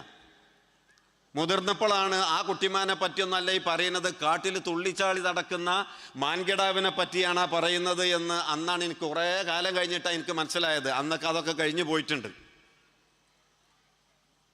ഞാൻ പറഞ്ഞു വന്നത് എന്താന്ന് വെച്ചാൽ അങ്ങനെയാണ്. ഭൗതിക വിദ്യാഭ്യാസം ഒരിക്കലും ലൈഫ് ടച്ചിങ് അല്ല. ധാർമ്മികമായിട്ടുള്ള മൂല്യങ്ങളൊന്നും അതിനകത്തോട്ട് പഠിപ്പിക്കുന്നില്ല. ആപ്പിൾ ഛേദിച്ച് അതിൻ്റെ ഉള്ളിലെ വിത്തും സത്തും തിരയുമ്പോൾ പകുത്ത ഛേദം ഒരപരനു നൽകാൻ അറിയാത്തറിവും ഒരറിവല്ല, ആ അറിവൊരു കാശിന് കൊള്ളില്ല എന്നാണ്. ആപ്പിളും അതുപോലെ തന്നെ പഴങ്ങളുമൊക്കെ ഛേദിച്ചിട്ട് അതിൻ്റെ അകത്തുള്ള കാമ്പും അതിൻ്റെ പുറംതൊലിയും അതിൻ്റെ വിത്തും കാണ്ഡവും ഇതൊക്കെ വേർതിരിച്ച് പഠിപ്പിക്കപ്പെടുന്ന ശാസ്ത്രം.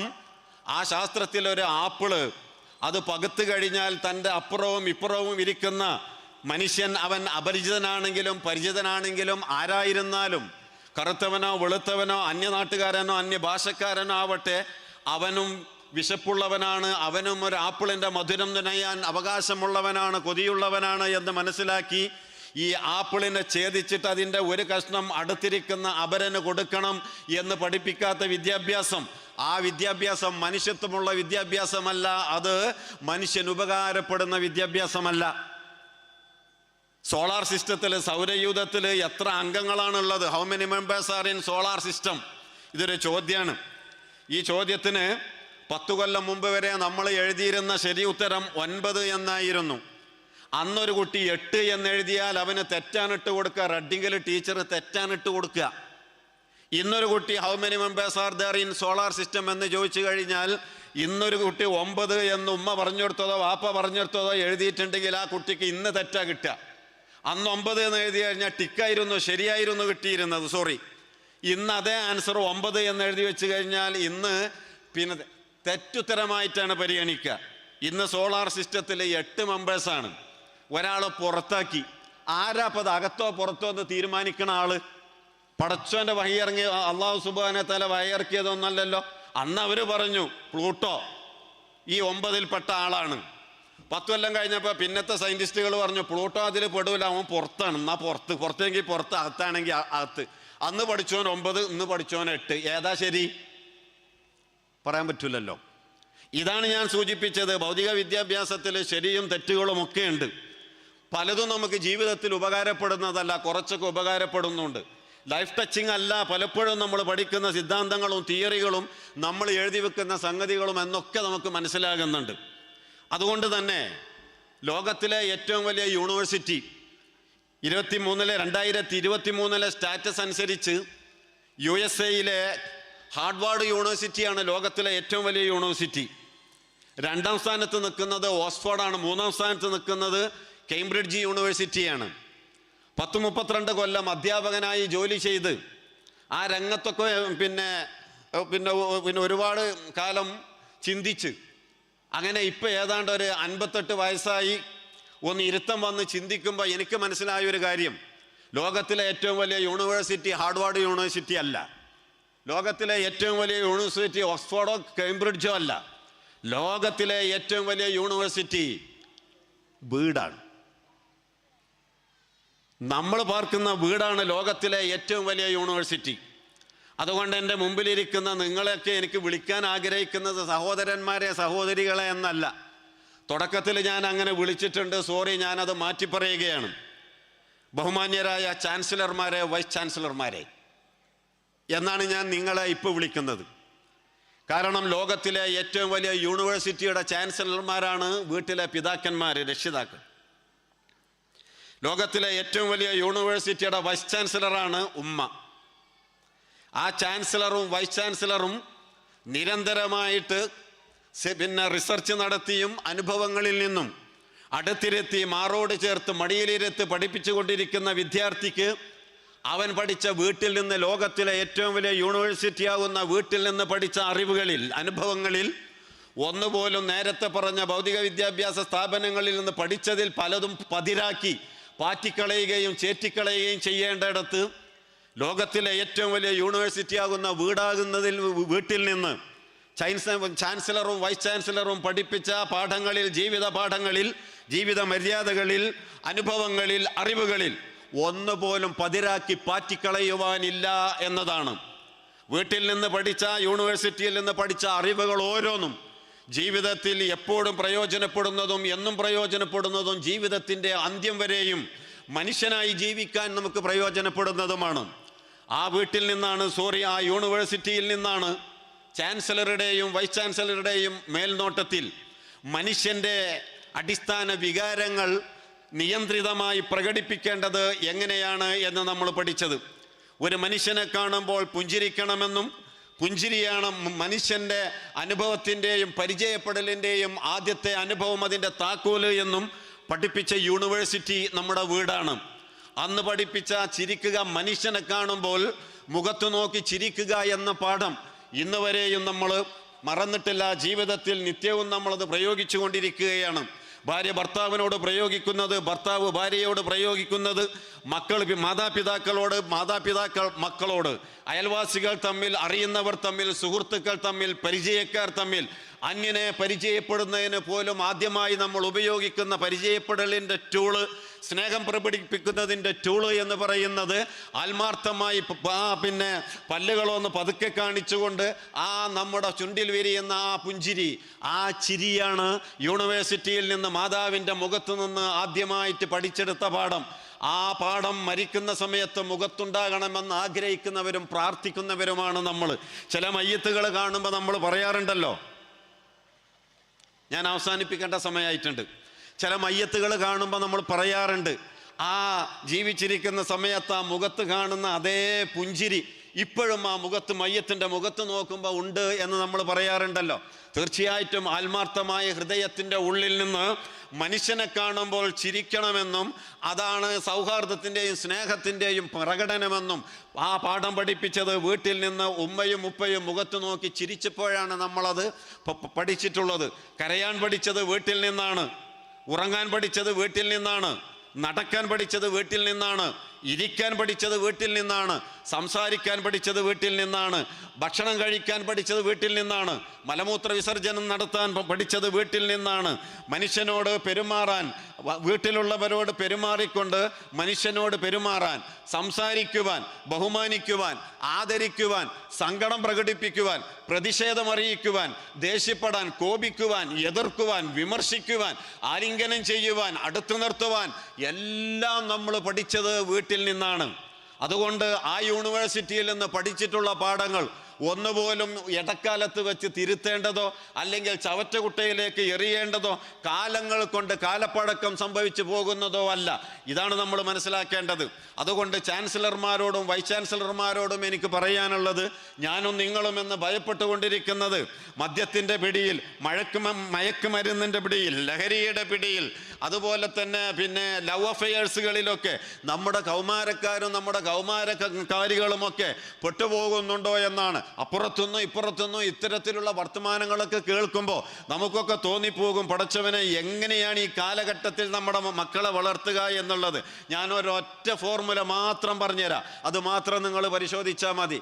നിങ്ങൾക്ക് നിങ്ങളുടെ മക്കളെ കുഞ്ഞുനാൾ മുതൽ നിങ്ങളുടെ മക്കളായിരിക്കുന്ന ഇടത്തോളം കാലം നിങ്ങളുടെ പിന്നെ ഈ ഇരിക്കുന്ന മാതാപിതാക്കൾക്ക് ഒരു ദിവസം 2 or 3 തവണ നിങ്ങളുടെ മക്കളെ ആലിംഗനം ചെയ്യാൻ സാധിക്കുന്നുണ്ടോ? നിങ്ങളുടെ മക്കൾക്ക് ഉമ്മ കൊടുക്കാൻ സാധിക്കുന്നുണ്ടോ? ഒരു ലഹരിയിലും നിങ്ങളുടെ മക്കൾ പോകൂല, ഒരു തരത്തിലുള്ള ലവ് അഫെയർസിലും നിങ്ങളുടെ മക്കൾ പോകൂല, നാട്ടുകാരുടെ തല്ലും നിങ്ങളുടെ മക്കൾ കൊള്ളൂല, പോലീസുകാരുടെ അടിയും നിങ്ങളുടെ മക്കൾ കൊള്ളൂല. ഞാനിത് ഗ്യാരണ്ടി എഴുതി തരാം നിങ്ങൾക്ക്, നിങ്ങൾ പോയിട്ട് പരിശോധിച്ചു നോക്കിക്കോ. പക്ഷെ അങ്ങനെ എത്ര ആളുണ്ട് എന്ന് ചോദിച്ചു കഴിഞ്ഞാൽ, മക്കളെ മദ്രസയിലേക്ക് പറഞ്ഞയക്കുന്ന സമയത്ത് ഒരു 5-6 വയസ്സ് വരെ, ആദ്യത്തെ 1-2 വർഷം വരെയൊക്കെ നമ്മൾ ഉമ്മയൊക്കെ കൊടുത്ത് ആലിംഗനൊക്കെ ചെയ്തിട്ട് നമ്മൾ അയക്കും. അല്ല, ഞാൻ എൻ്റെ 27 വയസ്സുള്ള വിവാഹം കഴിച്ച എൻ്റെ മോൻ ആഴ്ചയിൽ വീട്ടിൽ വന്നിട്ട് തിരിച്ചു പോകുമ്പോൾ, വീട്ടിലേക്ക് കയറി വരുമ്പോൾ അവൻ എനിക്ക് ഷൈക്കാൻഡ് തരും സലാം ചൊല്ലിയിട്ട്, എന്നിട്ട് എന്നെ ആലിംഗനം ചെയ്യും. അതേപോലെ തന്നെ എൻ്റെ വൈഫിനെ ആലിംഗനം ചെയ്യും, അവൻ്റെ അനിയനെ ആലിംഗനം ചെയ്യും. അതുപോലെ തന്നെ അവനവൻ്റെ ജോലി സ്ഥലത്തേക്ക് തിങ്കളാഴ്ച രാവിലെ പോകുമ്പോൾ ഷൈക്കാൻഡ് കൊടുത്ത് അവൻ ആലിംഗനം ചെയ്ത ഉമ്മ കൊടുത്തിട്ടാണ് ഞാൻ അവനെ വിടുന്നത്. 27 വയസ്സായ വിവാഹിതനായ എൻ്റെ മകനെ, +1 പഠിക്കുന്ന എൻ്റെ മോനെ കോളേജിൽ സ്കൂളിലേക്ക് ഞാൻ പറഞ്ഞയക്കുന്നതും തിരിച്ചു വരുന്നതും അങ്ങനെയാണ്.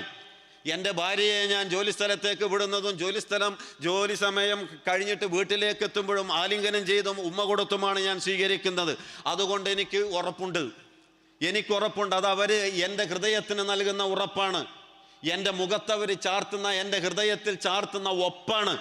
ഞങ്ങൾ ഒരിക്കലും തന്നെ ഇത്തരത്തിലുള്ള വഴികെട്ട അവസ്ഥയിലേക്ക് ഞങ്ങൾ പോവുകയില്ല എന്ന് പരസ്പരം പ്രതിജ്ഞ ചെയ്തുകൊണ്ടാണ് ഒരു വീട്ടിൽ നിന്ന് ഇറങ്ങുന്നതും കയറിപ്പോകുന്നതും.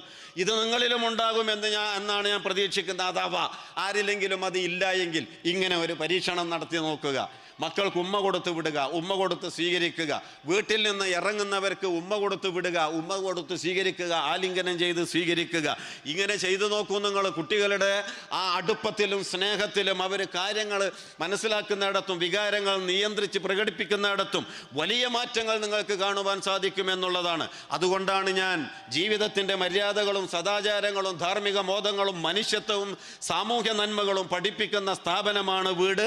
അവിടെ യാതൊന്നും പതിരായി പഠിപ്പിക്കുന്നില്ല.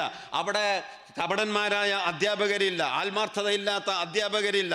അവിടെ ഉള്ളത് ആത്മാർത്ഥതയുള്ളവരും അതുപോലെ തന്നെ ഹൃദയബന്ധമുള്ളവരും നെഞ്ചിനകത്തേക്ക് പാഠഭാഗങ്ങൾ പറഞ്ഞു കൊടുക്കുവാനും നെഞ്ചിനകത്ത് അത് എഴുതി ചേർക്കുവാനും സാധിക്കുന്നവരെ അവരാണ് അവിടെ ഉള്ളത് എന്നുള്ളത് കൊണ്ട് തന്നെ ആ യൂണിവേഴ്സിറ്റിയിലെ ഒരു പാഠങ്ങളും മറന്നുപോവുകയില്ല, അത് പഠിച്ചവർക്ക് പഴക്കുകയില്ല. അതുകൊണ്ട് വീടിനെ ഒരു നല്ല കലാലയമാക്കി മാറ്റുക.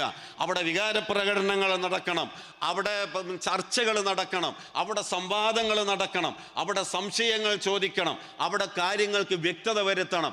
അങ്ങനെ ഒരു വീടും ചുറ്റുപാടും നമുക്കുണ്ട് എങ്കിൽ നമ്മുടെ മക്കളുടെ കാര്യത്തിൽ ഒരു വേദനയും ഒരു വേജാറും ഒരു വെപ്രാളവും നമുക്ക് വേണ്ട. അതിന് സപ്പോർട്ടീവായിക്കൊണ്ടാണ് നമ്മുടെ മദ്രസകളും നമ്മുടെ മതസ്ഥാപനങ്ങളും ഒക്കെ ഉള്ളത്. 7 പതിറ്റാണ്ട് പൂർത്തിയാക്കി വീണ്ടും അതിൻ്റെ ജൈത്രയാത്ര നടന്നുകൊണ്ടിരിക്കുന്ന ഈ സ്ഥാപനത്തിനും ഇവിടുത്തെ രക്ഷിതാക്കൾക്കും ഇവിടെ ഈ നാട്ടുകാർക്കും എല്ലാവർക്കും എൻ്റെ ഹൃദയത്തിൽ നിന്നുള്ള അഭിനന്ദനങ്ങളും അഭിവാദ്യങ്ങളും നേർന്നുകൊണ്ട് ഞാൻ എൻ്റെ ഈ മുഖ്യ പ്രഭാഷണം അവസാനിപ്പിക്കുന്നു. അസ്സലാമു അലൈക്കും വറഹ്മത്തുള്ളാഹി വബറകാതുഹു. നന്ദി അബ്ബാസ് അലി സാഹിബ്, സരസവും ചിന്തോദീപകവുമായ വാക്കുകൾ പറഞ്ഞതിന്. തുടർന്ന് ഉപഹാര സമർപ്പണത്തിനായി അൽ മദ്രസത്തുൽ ഇസ്ലാമിയ സദർ മുഅല്ലിം യൂസുഫ് അലി പിലാക്കറിനെ ക്ഷണിച്ചുകൊള്ളുന്നു. ഉപഹാരം ഏറ്റുവാങ്ങുന്നതിനായി അബ്ബാസ് അലി സാഹിബിനെ ക്ഷണിച്ചുകൊള്ളുന്നു.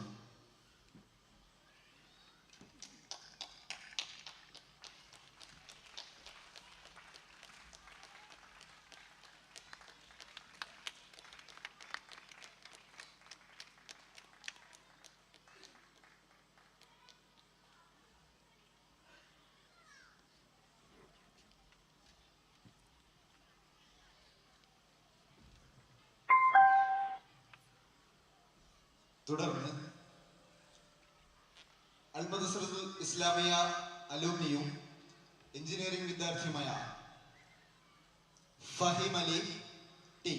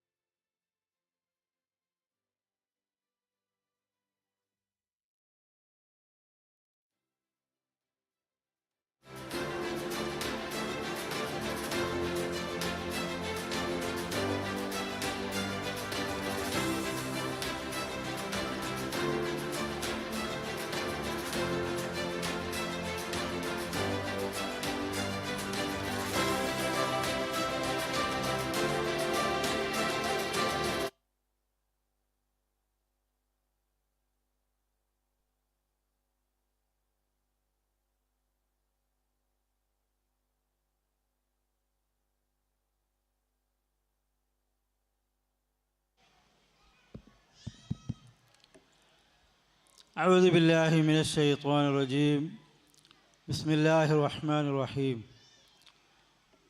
الحمد لله الذي بنعمته تتم الصالحات اللهم صل على محمد وعلى آل محمد كما صليت على إبراهيم وعلى آل إبراهيم في العالمين إنك حميد مجيد. പ്രിയമുള്ള സഹോദരി സഹോദരങ്ങളെ, രക്ഷിതാക്കളെ, അള്ളാഹു നമ്മെ ഏവരെയും അനുഗ്രഹിക്കുമാറാവട്ടെ. കരുണക്കടലായ കരുണാവാരിധിയായ അള്ളാഹുവിന് ആദ്യമായി ശുക്ർ ചെയ്യുന്നു. നമ്മോടൊപ്പം ഈ മഹാസമ്മേളനത്തിൽ പങ്കെടുക്കേണ്ടിയിരുന്ന പലരും കഴിഞ്ഞ കാലങ്ങളിൽ മുന്നേ നടന്നവർ അള്ളാഹുവിൻ്റെ വിളിക്കുത്തരം നൽകി തിരിച്ചുപോയി. അവരൊക്കെ ഈ സന്തോഷത്തിൽ പങ്കെടുക്കേണ്ടവരായിരുന്നു. എന്നാൽ ഈ വേളകളിലും അള്ളാഹു അവർക്ക് ഈ സന്തോഷം എത്തിച്ചു കൊടുക്കട്ടെ എന്ന് പ്രാർത്ഥിക്കുന്നു. അള്ളാഹു അവരെയും നമ്മെയും അവരുടെ ജന്നാത്തിൽ ഫിർദൗസിൽ ഒരുമിച്ച് കൂട്ടി അനുഗ്രഹിക്കുമാറാവട്ടെ.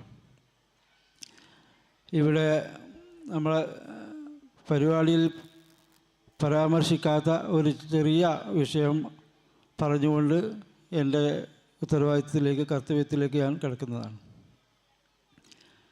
വളരെ ആശങ്കയും ബേജാറുമൊക്കെ ഉള്ള ഒരവസ്ഥയിലാണ് ഇന്ന് നമ്മുടെ ഇന്ത്യയിലെ മുസ്ലിം ഉമ്മത്ത്. ഏതാനും ദിവസങ്ങളായി സ്ത്രീകളും കുട്ടികളും ഒക്കെ കേരളമല്ല മറ്റ് സംസ്ഥാനങ്ങളിൽ വഖഫ് ബില്ലിനെതിരെ പ്രതിഷേധിച്ചുകൊണ്ടിരിക്കുകയാണ്. നമ്മുടെ ഉമ്മമാരെയും പെങ്ങന്മാരെയും ഒക്കെ അറസ്റ്റ് ചെയ്യുകയും ജയിലിൽ കൊണ്ടുപോയി ഇടുകയൊക്കെ ചെയ്തുകൊണ്ടിരിക്കുകയാണ്. ഇത് നമ്മളൊരിക്കലും മറന്നു പോകാൻ പാടില്ല. നമ്മുടെ കേരളത്തിലും ഇന്നും ഇന്നലെയും കുറച്ച് ദിവസങ്ങളായിട്ട് അതിൻ്റെ പ്രതിഷേധം അലയൊലി കത്തിയാളിക്കൊണ്ടിരിക്കുകയാണ്. പലരും ജയിലിലാണ്, അടികൊള്ളുന്നു, പരിക്കേൽക്കിട്ടുകൊണ്ടിരിക്കുന്നു. ഇത് വളരെ പ്രതിസന്ധികളും പ്രയാസങ്ങളൊക്കെ ഉണ്ടാകുമ്പോൾ നമ്മൾ മൗനം പാലിക്കുക എന്നത് നമ്മുടെ ഈ ഉമ്മത്തിൻ്റെ ഏറ്റവും വലിയ ഒരു പരാജയമാണ്. സംഘടനകൾ പരസ്പരം ഭിന്നിപ്പും അഭിപ്രായ വ്യത്യാസങ്ങളൊക്കെ ഉണ്ടെങ്കിലും ഒരു കാര്യത്തിൽ അള്ളാഹുവിൻ്റെ കലിമത്ത് തൗഹീദ് ഉച്ചരിച്ച ഒരു വിഭാഗം എന്ന നിലക്ക് ഒറ്റക്കെട്ടായി അതിനെ എതിരിൽ പ്രതിഷേധിക്കുകയും പ്രതികരിക്കുകയുമൊക്കെ ചെയ്യേണ്ടതുണ്ട്.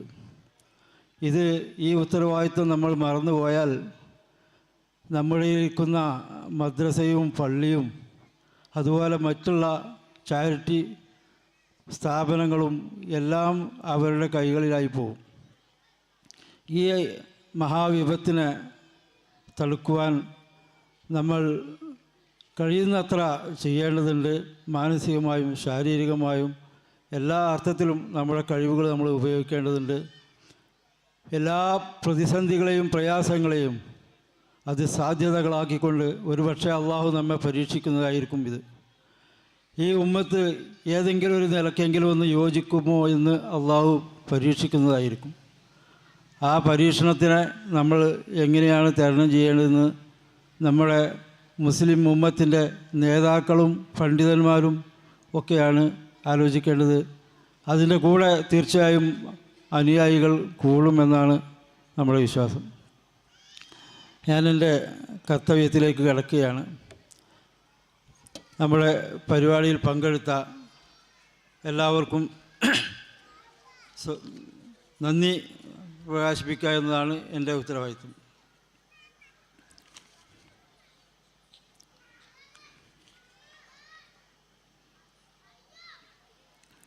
നേരത്തെ പറഞ്ഞതുപോലെ ആദ്യമായി നന്ദി പറയേണ്ടത് റബ്ബുൽ ഇസ്സത്തായ കരുണക്കടലായ റബ്ബിനാണ് നാം ശുക്ർ ചെയ്യേണ്ടത്. ഇന്നലെയൊക്കെ വളരെ ആശങ്ക നമുക്കുണ്ടായിരുന്നു. മഴ പെയ്യോ, എങ്ങോട്ടോ മഴ പെയ്താൽ ഓടിപ്പോവുക, പരിപാടികൾ കുളമോ എന്നൊക്കെയുള്ള ബേജാറിലായിരുന്നു. അൽഹംദുലില്ലാ സുമ്മ അൽഹംദുലില്ലാ, അള്ളാഹുവിന് ശുക്ർ ചെയ്യുന്നു. ഇവിടെ ഉദ്ഘാടനത്തിന് എത്തേണ്ടിയിരുന്നത് നമ്മുടെ ബഹുമാനായ കടക്കാരൻ ഷൗക്കത്ത് സാഹിബായിരുന്നു, വൈസ് പ്രസിഡൻറ്റ്. അദ്ദേഹത്തിൻ്റെ അഭാവത്തിൽ ഹബീബ് ജാമൻ സാഹിബ് ഉദ്ഘാടനം നിർവഹിച്ചു. അദ്ദേഹത്തിന് ഹൃദയത്തിൻ്റെ ഭാഷയിൽ നന്ദി രേഖപ്പെടുത്തിക്കൊള്ളുന്നു. നമ്മുടെ യോഗത്തിൽ അധ്യക്ഷത വഹിച്ചത് നമ്മുടെ വാർഡ് മെമ്പറും സ്റ്റാൻഡിംഗ് കമ്മിറ്റി മെമ്പറുമായ എൻ്റെ ഏറ്റവും പ്രിയപ്പെട്ട സഹോദരനും നമുക്കെല്ലാവർക്കും പ്രിയപ്പെട്ടവരുമായ കുഞ്ഞിമാനുവിനെ ഹൃദയത്തിൻ്റെ ഭാഷയിൽ നന്ദി രേഖപ്പെടുത്തിക്കൊള്ളുന്നു.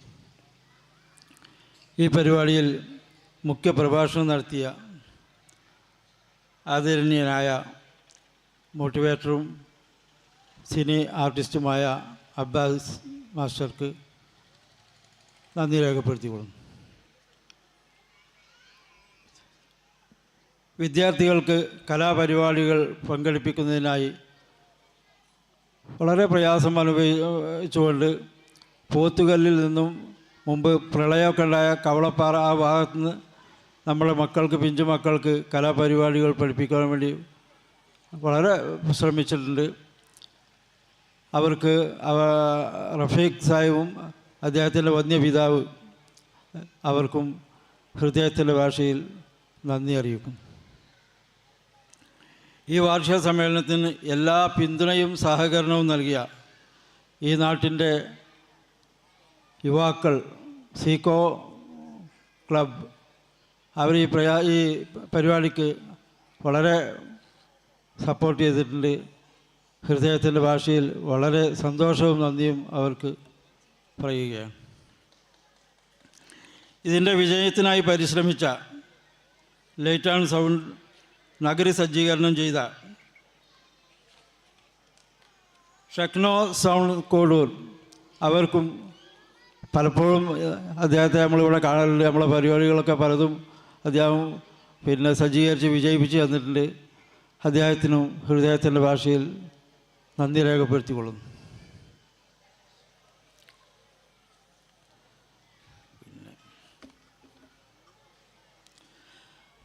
അതിലുപരി നാട്ടുകാരായ നല്ലവരായ എൻ്റെ രക്ഷിതാക്കൾ, സഹോദരങ്ങൾ എല്ലാവരോടും ഹൃദയം നിറഞ്ഞ നന്ദി രേഖപ്പെടുത്തിക്കൊള്ളുന്നു.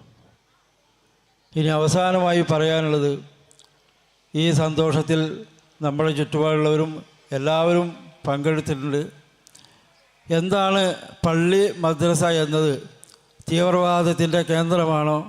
എന്താണ് പള്ളിയിലും മദ്രസയിലൊക്കെ നമ്മൾ ആരാധനാലയങ്ങൾ നടക്കുന്നതെന്ന് വളരെ സുതാര്യമായി അവർക്ക് കാണിച്ചു കൊടുക്കുകയും അവരെ എല്ലാവരെയും നമ്മുടെ സഹോദരന്മാരാണ്, അള്ളാഹുവിൻ്റെ പടപ്പുകളാണ്, ആദം നബിയുടെ സന്തതികളാണ്, ഒരേ മനുഷ്യരാണ്, ഒരേ രക്തമാണ് ശരീരത്തിൽ ഓടുന്നത് എന്ന വികാരത്തോടു കൂടി നമ്മുടെ മദ്രസയും പള്ളിയും തുറന്ന് കാണിച്ചു കൊടുക്കുകയും ഒരു നിഗൂഢ സങ്കേതമാണ് ഇത് എന്ന് പ്രചരിപ്പിക്കുന്നവർക്ക് ചുട്ട മറുപടി കൊടുത്തുകൊണ്ട് ആണ് ഇത്തരം പരിപാടികൾ സംഘടിപ്പിക്കേണ്ടതെന്നുള്ളത് അവസാനമായി പറഞ്ഞുകൊള്ളുന്നു.